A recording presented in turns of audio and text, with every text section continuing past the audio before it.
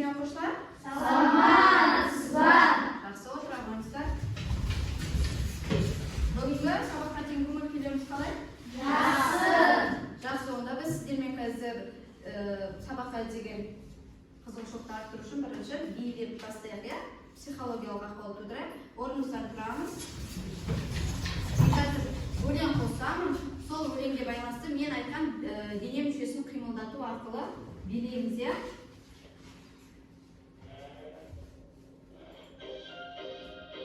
Жақсы. Бірінші қаспен билейік. Қастарыңызды қозғалтыңыздар.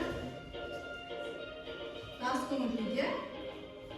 Тек қана қасты қозғалтамыз. Оған басымызды қосамыз. Жарайсыздар. Қолдарыңызды қосыңыздар. Әркім өзі қалай билегісі келеді, солай билейді. Аяқ. Көңілдірек.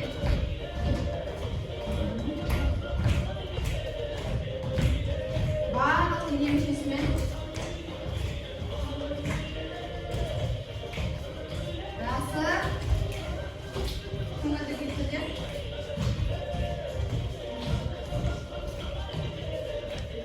Жанарыз. Билеу ғой. Жақсы, рахмет, оқушылар, отыра қойыңыздар. Бір сергіту сәті ретінде сабаққа деген көңіл күйлеріңіз жақсарып отырсын деген оймен ұйымдастырған болатынмын. Бүгінгі біздің сабақтың тақырыбына көшейік. Бүгінгі біздің сабақтың тақырыбы атақты саяхатшылар және де төл сөз, төлеу сөз, иә? Сабақтың оқу мақсатымен таныстырайын. Оқу мақсаты төл сөзді төлеу сөзге айналдыру және де төл сөз, төлеу сөз, автор сөзінің жасалу жолдарын, қызметін білу. Жақсы оқушылар, қандай атақты саяхатшыларды білесіздер? Кім біледі?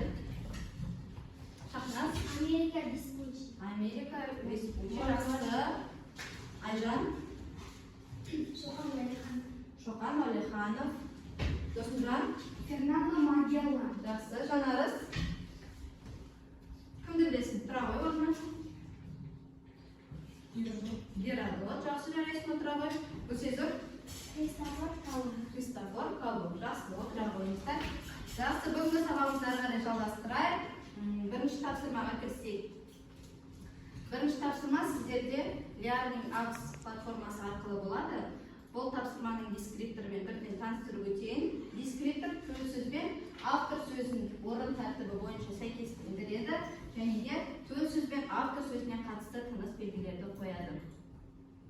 Бірінші тапсырма, мінекей, Learning Apps платформасымен сіздерге төл сөз, автор сөзі берілген және де тыныс белгілері көрсетілген.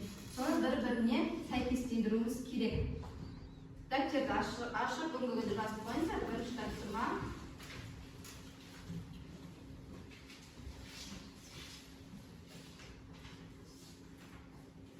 Мінекей, төл сөз және де леп белгісі және де автор сөзі. Қайсысы сәйкес келеді? Нәргес? Төл сөз, автор сөз, Геродот қандай керемет саяхатшы болған деді Айжан. Жақсы, бұл тыныс белгісі, яғни леп белгісі бейнеленген, иә? Жақсы, төл сөз, сұрақ белгісі және де автор сөзі. Инабат? Саяхатшы аймақтарды қалай сипаттаған деп сұрады шәкірттер. Жақсы.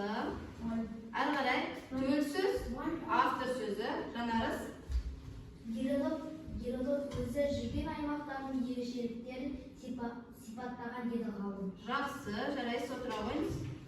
Бұл тапсырманы бір-біріне сәйкестендірдік, ал енді дұрыс жауабын көрейік. Яғни бізде 3 тапсырмада дұрыс жауап берілген, иә? Жақсы, дәптерге тездетіп жазып жіберіңіздер.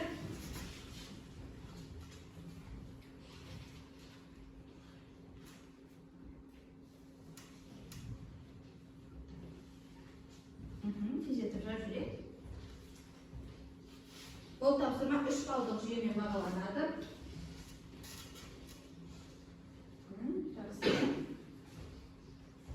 Аяқтасақ, маған белгі беріңіздер.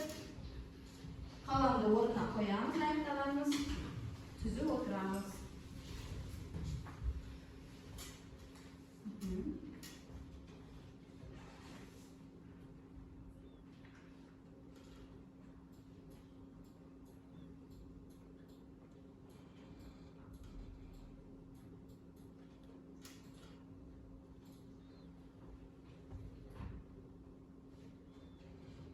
Жақсы, екі үш оқушы ғана қалды, тездетейік.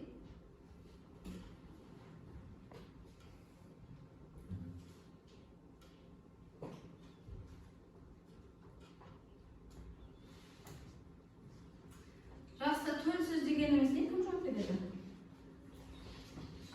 Неге? Мысалы, тәжірибеліне Геродот қандай керемет саяхатшы болған, деді Айжан. Сөз қалай жеткізеді? Біреудің ойын? Айжан? Біреудің ойын еш өзгеріссіз Дәл сол қалпында жеткізеді, иә? Жақсы, отыра ғой. Ал төлеу сөз дегеніміз? Кім біледі? Бұл сөзім? адамның айтуында тек қана мазмұны сақталады. Иә, мазмұны сақталады да. Сосын? Өзгеріске ұшырап айтылады. Иә, жақсы. Мысалы, мына жерде қараңыздар. Геродот қандай керемет саяхатшы болған, деді Айжан. Енді осыны төлеу сөзге айналдыршы. Айжан Геродот қандай керемет саяхатшы болғандығын айтты. Жақсы, жарайсыз. Бұл сөзім отыра ғой. Жақсы, ендеше ары қарай бірінші тапсырманы болсақ, келесі тапсырмаға көшейік. Екінші тапсырма. Төл сөзді, жаңағы ережені қайталап өттік, төл сөзді төлеу сөзге айналдырыңыз. Ай күнді 29 күнде айналып шығады, деді мұғалім. Кім жауап берді? Бұл тапсырманың бізде дескрипторы төл сөзді төлеу сөзге айналдырады. Төл сөз бен автор сөзіне қатысты тыныс белгілерді қоясыздар. Кім жауап береді? Жанат. Мұғалім ай күнді 29 күнде айналып шығатындығын айтты. Жақсы. Келіп тақтаға жаза қойыңыз. Жерге басқа жаза қойыңыз. Екінші тапсырма. Қалған дәптерге жазамыз.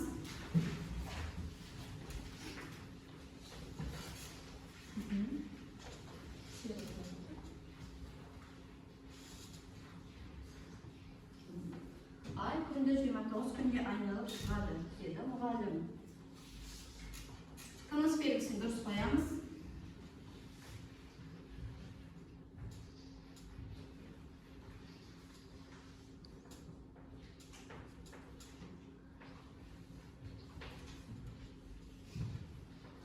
Мұғалімнен кейін үтір бола ма?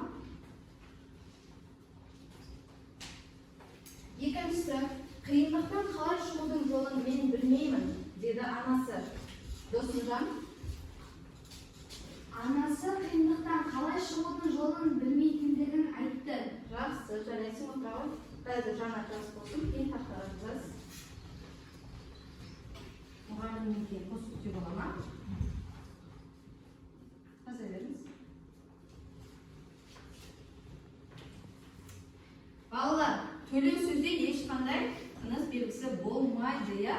Және де мына жерде ай кішкентай әріппен, күн кішкентай әріппен жазылады. Дәптерге дұрыстап жазамыз, қатесіз.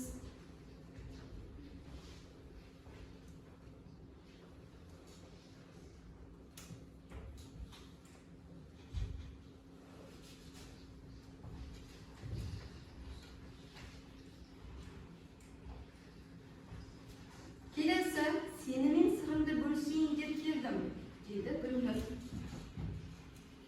Гүлжан. Гүлнұр сенімен сырымды бөлісейін деп айтты. Отыра ғой, тақым дұрыстайды. Наргиз. Гүлнұр сенімен сырымды бөлісейін деп келдім деп айтты. Табы кім? Отыра ғой. Кім дұрыстайды? Айжан. Гүлнұр сенімен сырымды бөлісейін деп. Досымжан келе ғой, екіншісін жаза ғой. Тақтаға. Гүлнұр. Гүлнұр сенімен сырымды бөлісетіндігін айтты. Ойланайық. Тағы кім жауап береді? Отыра ғой.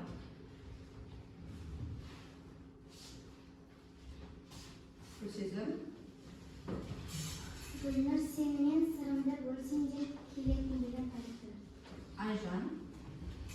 Gülnur seninle sırrımda bölüşettiğinden Gülnur seninle sırrımda Gülnur.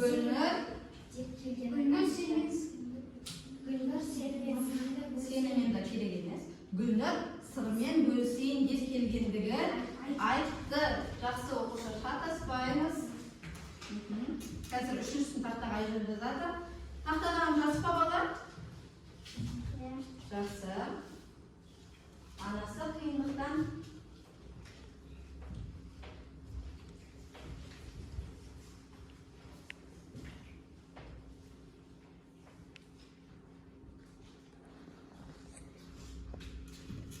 Oğlum, men bilmayman.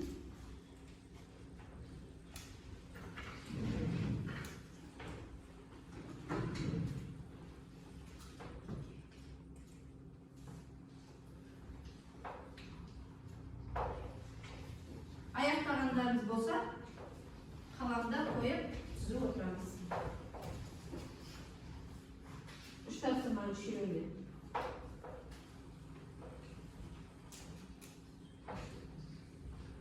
Yaxshi, Ayjan kela boshlaysin.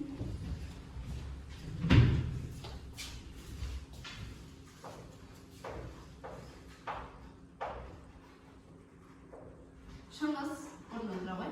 Bunga sabaqdan qanday neni o'rganding?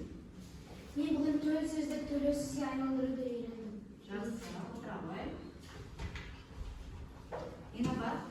Bunga sabaqdan ne o'rganding? Men bugungi saboqda to'rt so'z yozmani hech qanday Bizda bo'lmaydiganini bilding ya. Yaxshi. Ana qarang, bu so'zim. Men bugungi saboqdan to'rt so'zning qarash yozuvi Ya, o'lim tartibini bilding ya. Yaxshi, o'tira qo'y.